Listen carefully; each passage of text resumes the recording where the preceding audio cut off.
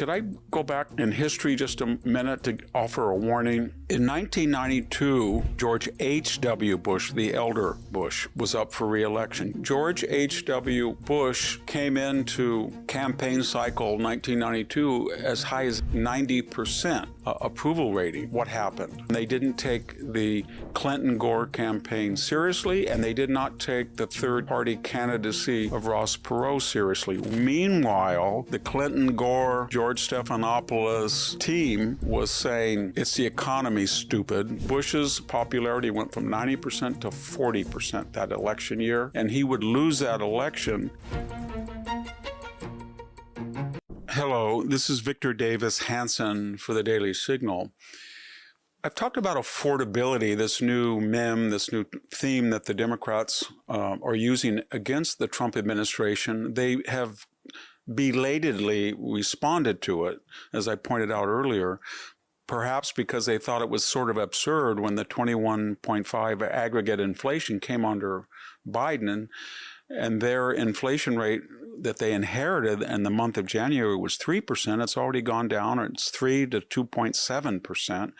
Gas is cheaper, etc. So I don't think they took it seriously, that anybody would believe that the people who caused the problem would blame the people who are trying to clean it up. And 4 years the problem, 10 months the cleanup.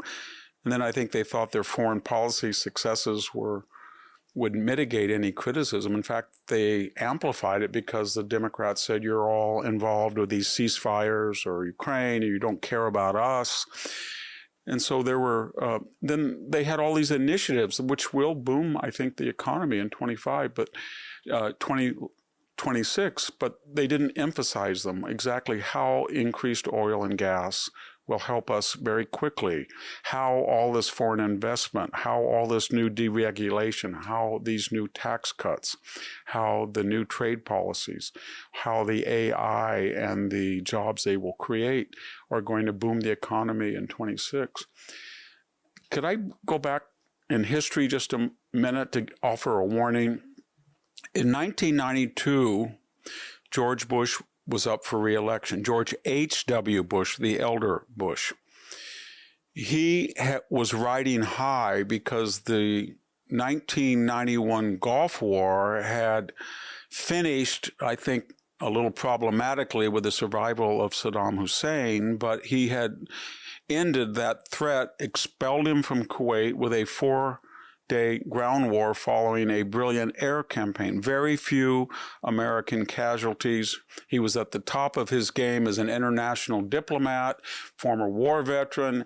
George H.W. Bush came into campaign cycle 1992 as high as 90%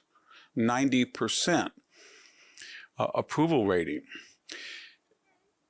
There had been a recession in 1991, but by 92, when the year started, that year would show 3% inflation. That's not too bad. It would show 3.5% GDP growth. The unemployment rate had gone down. It was still over 7%, too high, but it was going down. And he was at 90%. What happened? He had a lackluster campaign. I would not want to speak ill of Mr. Malik or Robert Teeter, who has passed away, or Mr. Moshbacher, but that campaign team really lacked a Lee Atwater. He was the No Prisoners campaign director of 1988 that got George H.W. Bush elected.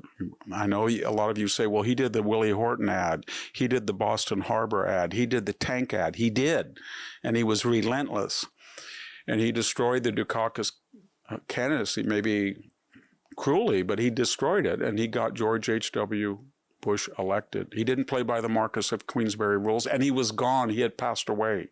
He had a new Wall Street type of team, and they played by the rules, and they didn't take the Clinton-Gore campaign seriously, and they did not take the third-party candidacy of Ross Perot seriously. Why didn't they do it?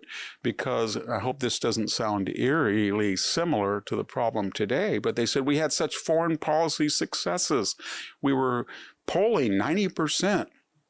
they said the recession is almost over. Look at all the GDP, the inflation, they're all going in the right direction and they're not at recessionary levels.